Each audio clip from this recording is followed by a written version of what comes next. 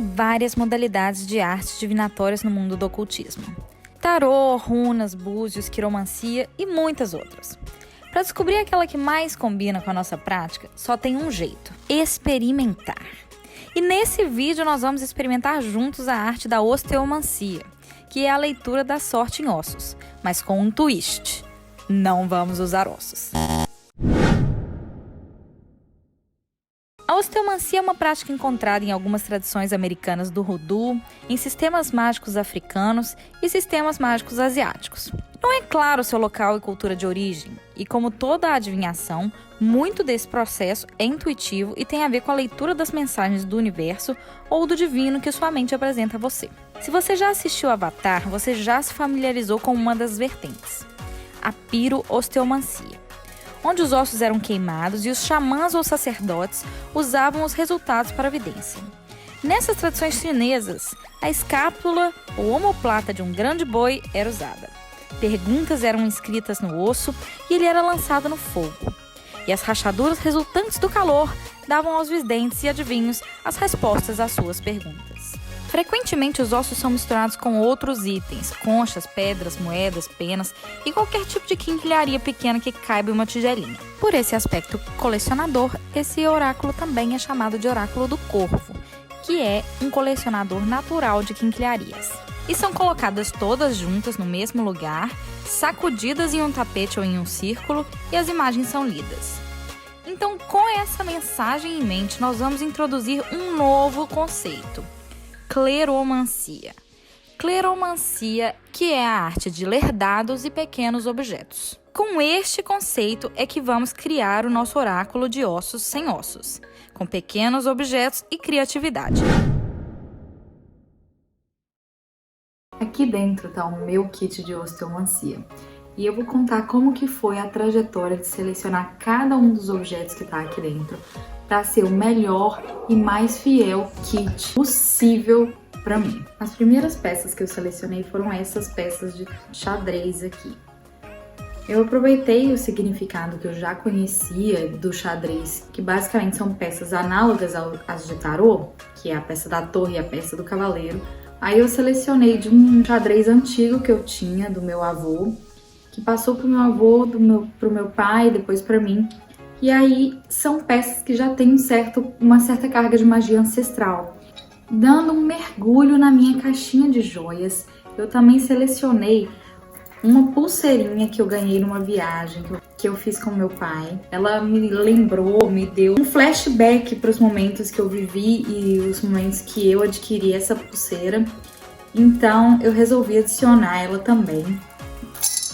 Também dentro da minha caixinha de joias eu achei esse anel aqui, que é um anel que eu quase não uso, mas que ele tem muito valor sentimental para mim, porque quem me deu foi a minha avó. Ela era uma pessoa muito querida, então além de carregar essa magia ancestral, anéis são coisas que representam elos, são coisas que representam família, então eu já tinha um certo valor associado a ele, mas essa carga da magia ancestral foi perfeito. Achei também este nó, que já tinha um significado, porque é um nó, né? E nós tem inúmeros significados. Foi um presente também, então eu achei muito legal, ele conversou comigo, são peças que já tinham um certo significado, que já conversaram comigo, então elas me chamaram quase que pelo nome: Kel, pelo amor de Deus, me põe aqui no seu jogo que eu quero participar. E também na minha caixinha de joias eu achei essa pecinha minúscula aqui, que é um filtro dos sonhos, que é um pedacinho de um brinco. Eu não tenho o resto do brinco, mas ele é um pedacinho. Então esse filtro dos sonhos também tem uma simbologia muito forte de sonhos, desejos e tudo, e eu achei que ia ser perfeito também. Depois eu fui investigar a minha caixa de hobbies e de coisas diversas que eu já estava juntando na minha vida há anos. Não sei se você é como eu, mas a gente acaba que coleciona umas coisas, pega uns objetos e não sabe muito bem o que a gente vai fazer com eles. Igual, por exemplo, este puxador aqui. É um puxador lindo, é um objeto que eu acho particularmente lindo. Nunca tive um propósito para ele, nunca sabia para que ele ia servir na minha vida. Mas ele olhou para mim, eu olhei para ele e aí a gente combinou que essa era a hora dele brilhar. Achei também este clipezinho que conversou comigo. Era uma peça que eu estava guardando, foi um presente, eu não tinha muita utilidade para ele, mas eu achei ele perfeito e aí eu resolvi colocar. Também quis colocar este dedal que eu achei no meio dessas coisas e achei que ele também tinha uma certa simbologia, representava algumas coisas para mim e achei que ele ia fazer uma boa adição. O mosquetão é uma peça de utilidade que eu achei genial. Ele tem um monte de significado, tem um monte de simbologia. Não sei se você tá reparando aí o padrão, mas basicamente eu tô pegando vários itens que estão conversando comigo. Itens que eu tinha juntado há vários tempos, itens que eu tava colecionando e itens que simplesmente chamaram a minha atenção, conversaram comigo. E são esses os melhores itens para você escolher, porque são itens que estão muito mais dispostos a te ajudar nas suas leituras. Fiz uma visita no meu ateliê de cerâmica também e encontrei vários objetos que eu quis usar.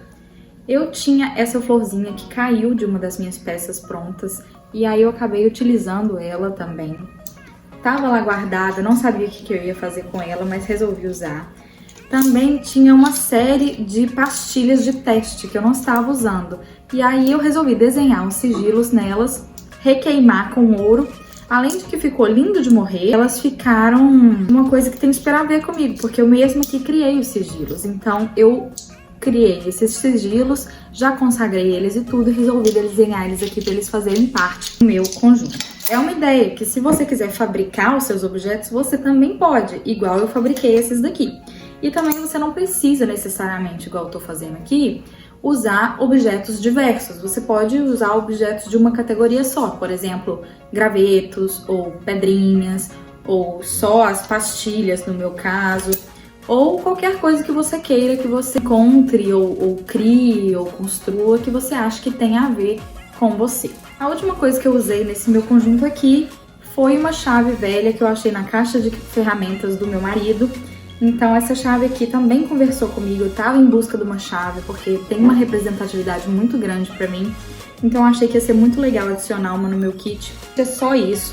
Eu também cortei um pedaço de couro que eu tinha aqui pra poder usar de tapete, jogar as minhas peças em cima deles, sendo que elas vão ter um lugar macio e um lugar que não vai ter tanto impacto para não estragar o meu kit. Nessa aventura de montar esse kit, eu aprendi várias coisas sobre osteomancia. Se você já me acompanha, você sabe que não era uma prática que eu tenho costume de fazer, mas eu sou muito adepta das artes divinatórias, então achei que tinha tudo a ver e eu achei muito legal gravar também essa minha experiência para vocês poderem acompanharem um pouco também da pesquisa que eu fiz, para vocês também se inspirarem a fazer.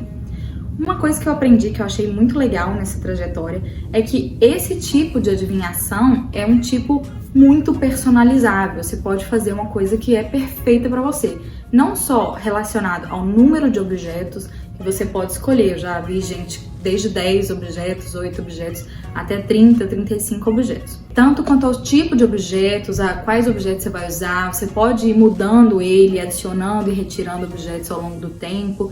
E esse kit ele vai se transformando junto com você. O processo foi muito legal também, eu super recomendo que vocês tentem aí, que vocês criem um kit desses para vocês. E é um jeito muito criativo e muito interativo de fazer.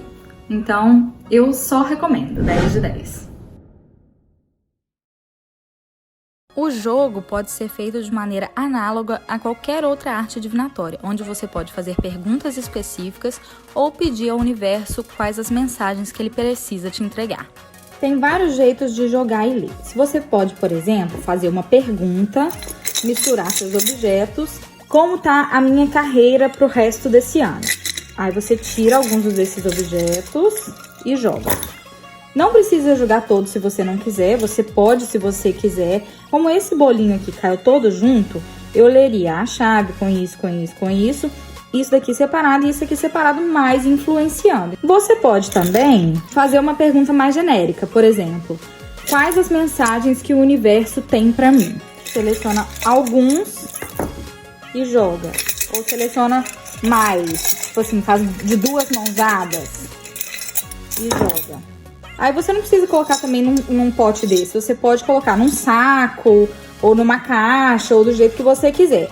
Aí o jeito que eu leria isso seria mais ou menos dessa mesma forma. Eu ia ler os bolinhos que estão se encostando ou muito próximos, tipo aqui, juntos, né? Esses que são separados são coisas que são atuantes, tá relacionado, por exemplo, esse campo, e isso aqui tá tudo relacionado, esses daqui todos juntos, isso daqui influenciando.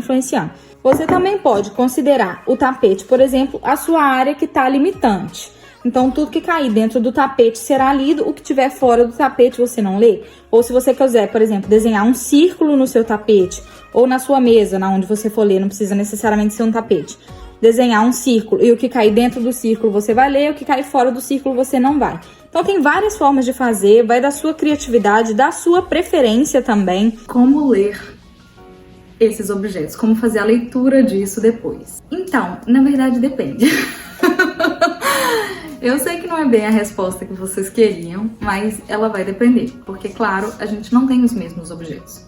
Uma coisa que eu recomendo que você faça é segure cada um dos seus objetos nas mãos e atribua um significado para ele. Eu também recomendo anotar. Eu anotei, coloquei no meu livro das sombras direitinho o que cada objeto era e ainda deixei uma página a mais para eu ir trocando. Se por acaso eu substituir algum objeto, eu só faço colo uma coisa por cima e tá bom, e já deu. Mas o que eu recomendo é que vocês atribuam esses significados a esses objetos que vocês vão colecionar, que vocês pensem bem, que vocês olhem para eles e reflitam, realmente meditem sobre o que cada um significa para vocês, para que vocês não tenham dificuldade de saber, porque são significados que vocês mesmos vão criar. Se a gente pega de exemplo, a chave, para mim, ela simboliza uma abertura de caminhos. Para mim, ela simboliza uma abertura de portas, novas possibilidades e novas oportunidades. Ao mesmo tempo que é uma chave que tá velha, que é uma chave que tá enferrujada, que é uma chave que já viveu uma vida, que a gente nem sabe de onde que ela é exatamente. Então, essa chave aqui, ela pode simbolizar também oportunidades que a gente não tá vendo, que a gente não tá enxergando, oportunidades que a gente perdeu, que a gente deixou passar. Então tem uma série de significados e simbolismos que a gente pode acrescentar aos objetos. E também tem o jeito que esses objetos vão cair. Então, se por exemplo, eu tenho aqui as minhas pastilhas, e as minhas pastilhas têm os sigilos na frente, mas atrás elas não têm nada. Então eu também atribuí um significado para quando elas caíssem ao contrário e o sigilo não fosse visível. Então eu também anotei isso no meu livro das sombras e se por acaso eu esquecer, eu vou ter lá e vou poder consultar. O meu kit não é um kit particularmente grande, eu acho que ele tem uns 20 objetos mais ou menos, mas o seu kit pode ter quantos você quiser. Então se você quiser começar bem pequenininho com 5, 6 objetos e ir aumentando para você se acostumar, você pode também. E por último, observar também onde que cada um dos objetos está caindo na mesa ou na onde você for jogar e próximo do que. Então, por exemplo, se você tem 2 objetos, vamos supor que a torre cai junto com a minha florzinha. Se a minha florzinha representa a carreira e a torre representa decepções e quebras de expectativas, eu já sei que essas decepções e quebras de expectativas estão associadas à carreira. Deu pra entender? É uma coisa que vem muito com a prática. Eu senti que isso é muito parecido com o jogo de runas, então se você já joga runas ou até mesmo búzios, você pode meio que transpor isso pra esse jogo de osteomancia. Se você joga tarô, também tem alguns significados que você pode transpor pra cá. Mas aí vai dos seus objetos, vai da sua vontade e vai de o que se conecta com você também. Sempre lembrar que intuição é muito importante para tudo que a gente vai fazer dentro da bruxaria. Se divirtam com o processo, aproveitem e curtam a descoberta desses objetos e não se limitem também. Se você quiser vários jogos diferentes, com cada um com um tipo de objetos, também você tá super livre para fazer o que você achar que conversa mais com o seu coração. Então é isso que eu tenho para essa semana. Se você gostou, deixa um curtirzinho aqui para mim e tchau!